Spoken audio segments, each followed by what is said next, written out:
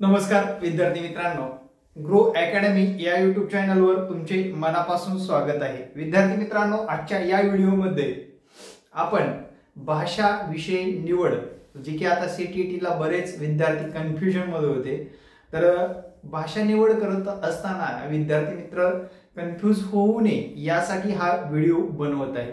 विद्यार्थी मित्रांनो, आपल्याला दोन भाषा आपल्याला निवडाव्याच लागतात। सीटीईटी परीक्षा असेल किंवा टीईटी परीक्षा असेल किंवा टेट एक्झामला सुद्धा साधारण दोन भाषेवर आपल्याला प्रश्न विचारले जात असतात। आता त्या दोन भाषा निवडत असताना काही बंधनं सुद्धा आहेत मित्रांनो। 20 भाषांमधून आपण सीटीईटीला साधारण भाषा निवडत असतो।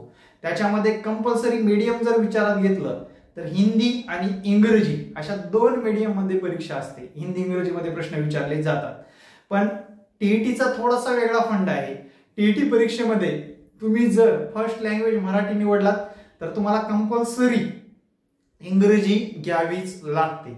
तुमची जर फर्स्ट लँग्वेज इंग्रजी असेल तर तुम्हाला दुसरी मराठी लँग्वेज घ्यावीच लागली।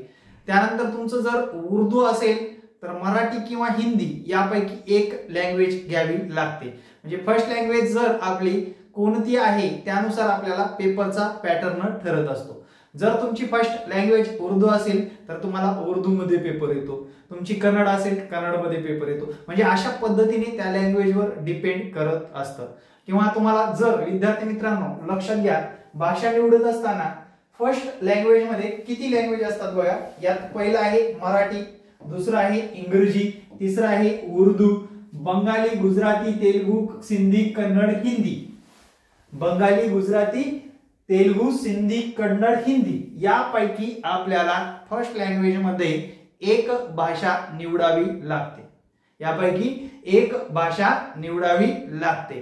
त्यानंतरचा विषय असा आहे मित्रांनो, सेकंड लँग्वेज मध्ये तुम्ही मराठीला और इंग्रजी घेऊ शकता। म्हणजे मराठी घेतल्यानंतर फर्स्ट लँग्वेज मध्ये सेकंड मध्ये तुम्हाला इंग्रजी कंपल्सरी घ्यावीच लागते। त्यानंतर इंग्रजी जर तुम्ही पहिल्या लँग्वेज मध्ये घेतली असेल, ज्यांचं बीए झालंय इंग्लिश मध्ये, बीए झालेलं आहे किंवा डीएड झालेलं आहे इंग्लिश मध्ये, फर्स्ट लँग्वेज तो काय निवडतो? इंग्रजी निवडतो। सेकंड त्याला मराठीच निवडावी लागते। सेकंड त्याला मराठीच निवडावी लागते। त्यानंतर तुमचं जर फर्स्ट लँग्वेज मध्ये उर्दू असेल, काय असेल? उर्दू असेल तर सेकंड मध्ये मराठी किंवा इंग्रजी निवडावी लागते। काय निवडावी लागते? मराठी किंवा इंग्रजी निवडावी लागते। त्यानंतर बंगाली, गुजराती, तेलुगू, सिंधी, कन्नड, हिंदी यापैकी तुम्हाला एक लँग्वेज निवडल्यानंतर तुम्हाला मराठी किंवा इंग्रजी निवडावं लागते। म्हणजे सातत्यपूर्ण आपल्याला दिसून येत आहे सेकंड लँग्वेज मध्ये आपल्याला और फक्त एकच आहे, एक तर तुम्ही मराठी निवडा किंवा इंग्रजी निवडावे, यापैकीच लँग्वेज निवडावी लागते। साधारणपणे मित्रांनो भाषा विषयामध्ये जर बघितलं, फर्स्ट लँग्वेज मध्ये 30 प्रश्न विचारले जातात, सेकंड लँग्वेज मध्ये 30 प्रश्न विचारले जातात। साधारणपणे 60 गुण महत्वपूर्ण ठरतात आपले, 60 गुण अति महत्वपूर्ण ठरत असतात।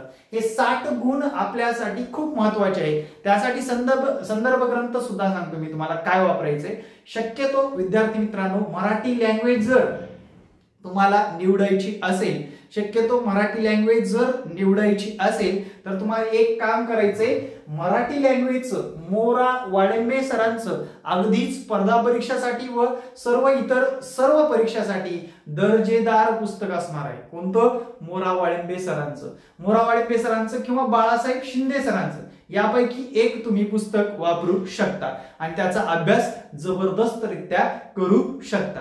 त्यानंतर विद्यार्थी मित्रांनो इंग्रजी व्याकरणासाठी कोणतं बुक वापरावं लागेल? मित्रांनो इंग्रजी व्याकरणासाठी बाळासाहेब शिंदे सरांचं पुस्तक वापरावं लागेल। कुणाचं? बाळासाहेब शिंदे सरांचं पुस्तक तुम्हाला वापरावं लागेल। अशा पद्धतीने तुम्हाला येत्या आगामी काळामध्ये जेव्हा टीईटी परीक्षेचं शेड्यूल पडेल त्यावेळेस तुम्ही कशा पद्धतीने या मराठी लँग्वेजची किंवा इंग्रजी लँग्वेजची तयारी करत असताना मागच्या पेपरचं विश्लेषण करून प्रश्न कसे विचारलेले आहेत, प्रश्नांचा दर्जा काय ठेवलेला आहे, प्रश्न कसे सातत्यपूर्ण मराठी व्याकरणचे असेल किंवा इंग्रजी व्याकरणचे असतील ते सातत्यपूर्ण कसे विचारून विद्यार्थ्याकडून प्रश्नांची आवाका, प्रश्नांचा अभ्यास, प्रश्नाचं विश्लेषण च्या माध्यमातून कशा पद्धतीने आगामी काळामध्ये विद्यार्थी मित्रांनो तुम्हाला काय करायचं आहे, या लँग्वेज मधून साधारणपणे 60 पैकी 50 मार्क मिळवण्याकडे आपला कल असला पाहिजे। अशा पद्धतीने येत्या आगामी काळामध्ये तुम्ही तयारी करणं गरजेचं आहे।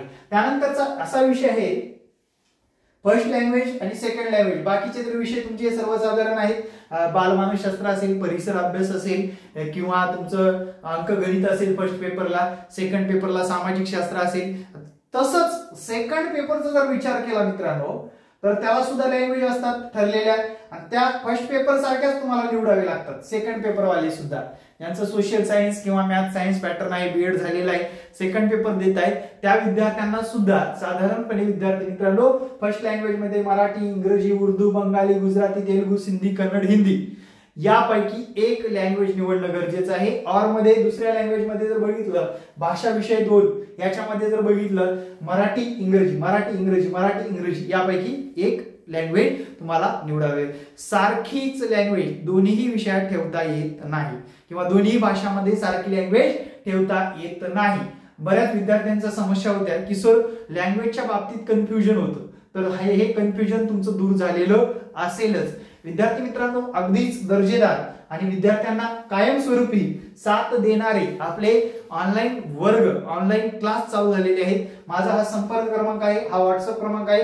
लाईव्ह रेकॉर्ड ई नोटच्या स्वरूपात या सर्व गोष्टी एकत्रितरित्या तुम्हाला आपल्या चॅनलच्या माध्यमातून मिळणार आहेत। हा माझा व्हॉट्सअप क्रमांक आहे, व्हॉट्सअप ग्रुपवर तुम्हाला क्लासची माहिती सुद्धा मिळणार आहे। आणि मित्रांनो आपले क्लास कसे आहेत, जे विद्यार्थी माझ्याकडे आता जॉईन आहेत, शिकत आहेत, त्यांनी मला कमेंट मध्ये सांगायला विसरायचं नाही। आणि प्रत्येक विद्यार्थ्यांनी आपली कसलीही समस्या असेल तर माझ्या चॅनलला कमेंट करून सांगत चला, त्या समस्येतून तुमचं सोल्युशन करत येणारे आगामी व्हिडिओ येतच राहणार आहेत। आपले मॅथचे सुद्धा व्हिडिओ आहेत मित्रांनो, नक्की पाहत चला, ते विद्यार्थ्यांच्या मदतीसाठीच आणि विद्यार्थ्यांना एक प्रोत्साहन, मोटिवेट आणि विद्यार्थ्यांना आगामी काळामध्ये टीटी टेट सारख्या एक्झाम पास करण्यासाठी आवश्यक मदत करणार आहेत। थँक्यू व्हेरी मच विद्यार्थी मित्रांनो, कसा वाटला व्हिडिओ नक्कीच कमेंट मध्ये सांगायला विसरू नका। येणारे प्रत्येक व्हिडिओ पाहण्यासाठी आपल्या चॅनलला सबस्क्राइब करा।